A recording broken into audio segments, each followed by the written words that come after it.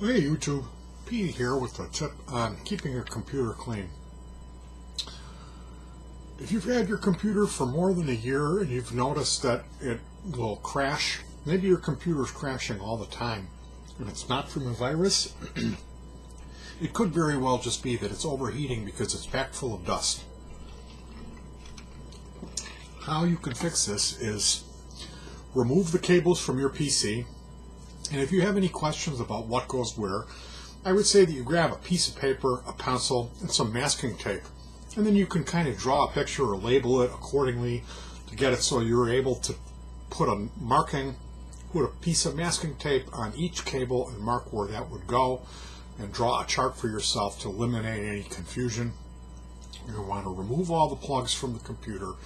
That would be the network cable, the monitor cable, the speaker cable, the mouse cable, the keyboard cable, and the main power cable. All of the cables have to be removed.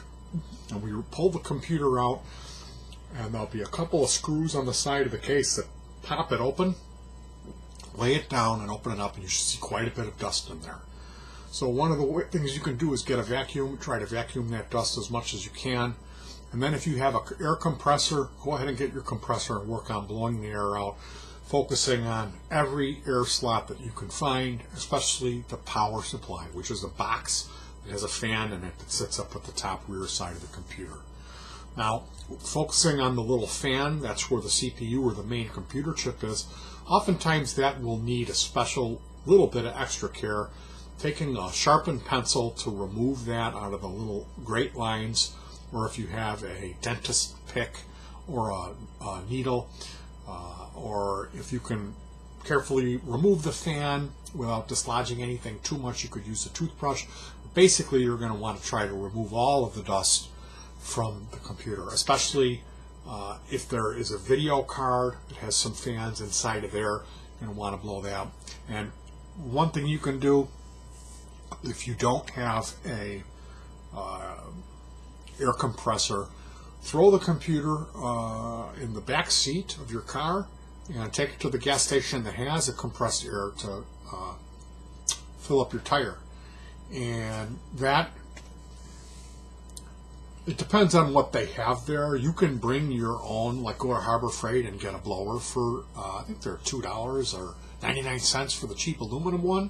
You could pop that into their fitting and then use it to blow out your computer, and that way all the dust doesn't end up in your home. Now, if that sounds like it's nobody got time for all of that, well, you can enjoy your computer not functioning. Another way you could do this, if you're like me and you do it yearly and you didn't want to use a compressor, is you could get a handheld balloon inflator. And this is a plastic thing. They're usually bright colored, green, red, yellow, blue. It's a plastic tube and it's got a black handle that's pointed with a hole, and you pull this out and manually work it by hand. And what that does, it pumps quite a bit of high pressure air out the end to fill up a balloon, and you could use that as a handheld blower to remove the dust from your computer, because we need to keep the computer free of dust. And if you've never opened up your computer and cleaned dust out of it, and you're having problems, that very well could be what the issue is. Now, when it comes to our keyboards, if you're like me and you're kind of a slob, you'll know if you do one of these, stuff coming out, you can remove all the screws, put them in a coffee cup, and then pull the computer apart. There'll be a rubber pad that'll come out, and scrub that with some soap and water, knock this thing around a little bit, get everything to come out of it, and then I will take the top piece and scrub it in soap and water and run a scrub brush over that, and then use the shower head to power blast all of the water out of it.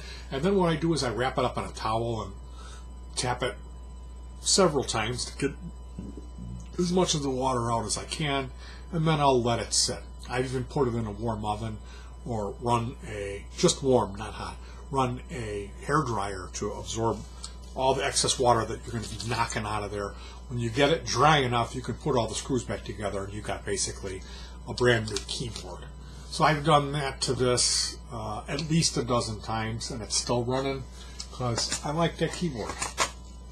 And you could very well just go and buy yourself another keyboard, but these are ways that the lengths that I go to keep my equipment clean, and it doesn't so much bother me. It isn't that big of a deal. I know what happens when you don't do it.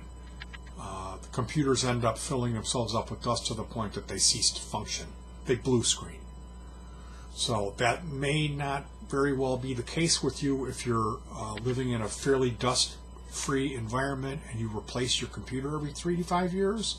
But if you're like me and you run stuff for a long time, you'll run into it, trust me.